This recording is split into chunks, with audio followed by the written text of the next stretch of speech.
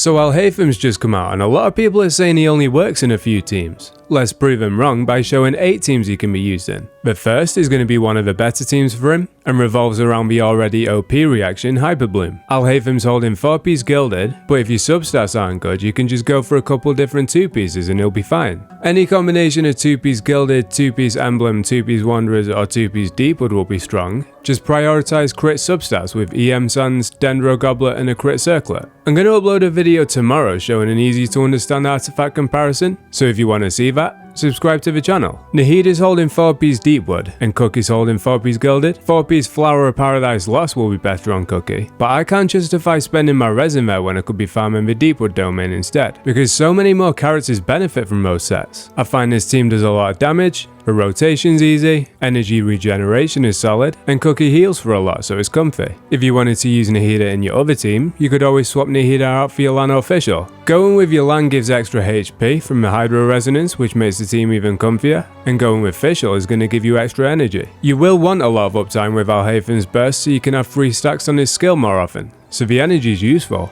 Another popular team for him is going to be this Quicken team. Again, it's got damage, energy and comfort, but one thing this team has that the first doesn't is the strongest shield in the game. As long as you keep an eye on the shield, running Zhongli means it's not likely Alhaitham will take any damage. With him scaling better with EM rather than attack, you can run the Harbinger of Dawn on him and funnel a shit ton of crit stats into him. Along with the fact you can run a bunch of different combinations of 2-pieces on him, this makes him a very free-to-play friendly and low maintenance unit. If for whatever reason you're still struggling for energy on Alhaitham, you can even give Zhongli the Favonius Lance and use him to funnel particles for more uptime on Alhaitham's burst. As I mentioned in the last team, it's important to have his burst ready a lot for his stacks. For those that don't know how these stacks work, they're like this. In intervals, the stacks deal extra attacks with his regular attacks. If you have 1 stack, you get 1 extra attack, and if you have 3 stacks, you get 3 extra attacks. So you want to have 3 stacks as much as possible. If you have 0 stacks and you use his burst, you get 3 stacks, so I advise starting with his burst. You also get a stack for using a charged attack or his skill. With each stack lasting 4 seconds, you should do a charged attack about 3 or 4 seconds after using his burst,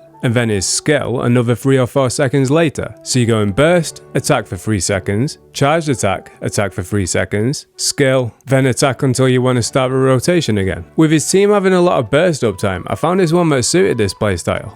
Alhaitham isn't the only new character in this patch. Yao Yao's just been released too, so let's put them in a team together. Beidou's burst lasts for longest, so start with that, then Fischl, then Alhaitham's burst. I recommend saving Yao Yao's burst for when you need it, but if you want to get it back quickly, you can give her Favonius Lance and an energy recharge stance. Bear in mind, if she's running Favonius Lance, you'll want to give her a crit rate circlet so she has enough to trigger its passive. Yao Yao's only C0 here, and I found her healing was enough to keep the team alive even in the Abyss. So everything she's doing here, yours can do too, even if you didn't get her on the banner and only get her from the Lantern Rite event. If you don't have a good crit or 5-star claymore for Beidou, the Rain Slasher is actually a solid choice for in Quicken teams. The extra EM is nice, but the passive that increases damage against opponents affected by Electro is even better, because in this team, you'll pretty much have 100% uptime on it. Beidou's one of my favourite characters in the game, so it's always nice to get her in a team, and her AoE damage is going to be one of the best options for Alhaitham. If you wanted to focus more on single target though, you could swap her out for Lisa, or if you have Yai Miko, you can use her in AoE and single target. I'm dropping a video later on today with 5 C0 teams for Yao Yao, so subscribe to the channel if you want to see it, and you can have fun with Yao Yao day 1. I'll also be dropping a couple videos showing artifact comparisons and realistic free-to-play builds for Alhaitham. For now though, let's look at his 4th team. Alhaitham works surprisingly well in Bloom teams. Nahida works better of course, but if you don't have her or you're running her in the other half of the Abyss, this team's more than capable of getting the job done. And we've got Yao Yao in there again to try and showcase some teams that be working together. A lot of people would use Yao Yao as a driver in the Nahida team, but if you're running Alhaitham instead, my advice is to stack energy recharge and HP on her, and just pop a burst when Alhaitham's low on HP. The Hydro Resonance helps because Yolan, Nalu and Yao Yao all scale off HP, and the Dendro Resonance helps because Alhaitham likes the EM, as well as anyone else triggering the blooms. If you don't have Nalu, you can swap her out for Xingqiu, but with Alhaitham already not being as strong as Nahida in Bloom teams, you might hit a point where you start struggling in the Abyss. Not impossible by any stretch of the imagination, but it's definitely worth pointing out that there are stronger team comps out there.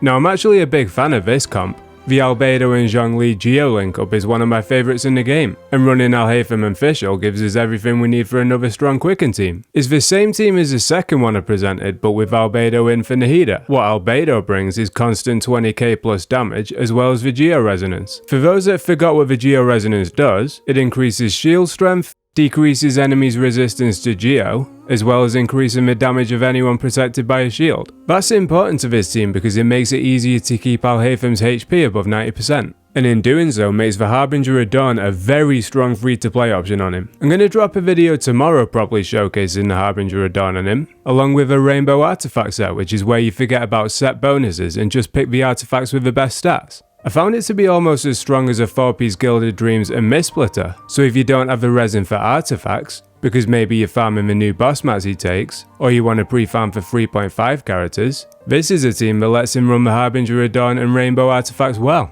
And for the next team, we're going to look at Burning. Now I'll be honest, Burning isn't the best reaction in my opinion. It deals damage to yourself and doesn't deal extra damage to the enemies to justify it. Regardless, this might be the best Burning team we have in the game. The way Burning works is you apply Dendro and Pyro to the enemy, then Pyro eats away at the Dendro to cause Burning. To keep uptime on Burning, you need a lot of Dendro application. As of 3.4, Alhaitham paired with Nahida is the best pair at applying Dendro in the game. On Alhaitham, we're running a pretty normal build, Mist Splitter, 4-piece Gilded Dreams, EM Sands, Dendro Goblet and Crit Circlet. Nahid is running a full EM build with Deepwood and a Magic Guide, but Sacrificial Fragments will be better for the extra EM. I just forgot to swap the Magic Guide off after using it on her in a different team. You should definitely try not to make that same mistake. Kazuha's got full EM and a 4-piece Viridescent Venera, and Bennett's on his usual Noblesse and Energy Recharge build. In hindsight, 4-piece Instructor might be better on Bennett here for the extra EM for the party. I'd have to test it first though to see if Bennett's triggering the passive often enough to have a lot of uptime on it. If not though, his usual build would be enough to 9-star floor 12, even if the Burning team isn't as comfy as some of Alhaitham's other teams. Just make sure you keep an eye on everyone's health.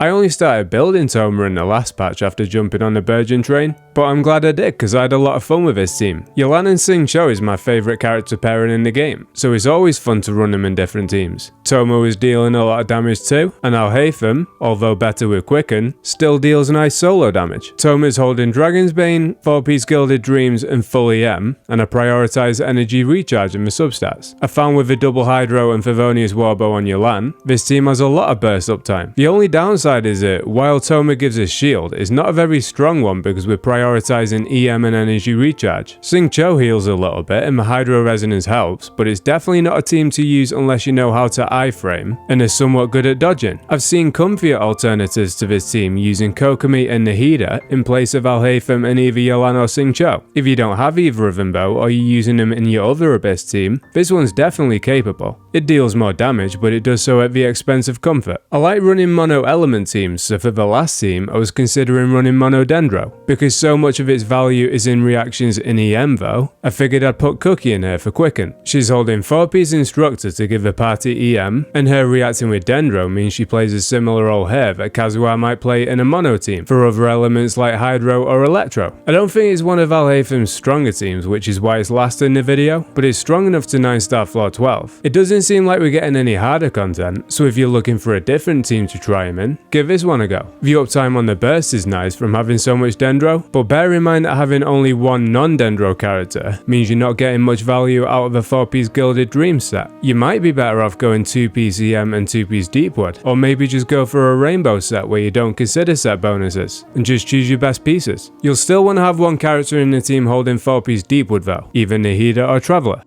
If I was to give Alhaitham a score out of 10, I'd give him an 8.5. With him being Dendro, he's versatile with his teams, but he's also strong by himself. The fact that he doesn't need his burst to get the infusion means he's comfy to use in the overworld too. The only thing capping his score is that, simply put, Nahida's better. She buffs her team and can do what she does off-field, but they work well together, and it's nice to have another strong Dendro unit for the other half of the Abyss if you want to run them separately. I'll be uploading a video showing 5 teams for Yao Yao later today, as well as realistic free-to-play showcases and artifact comparisons for Alhaitham tomorrow. So if you want to see those, subscribe to the channel and take it easy.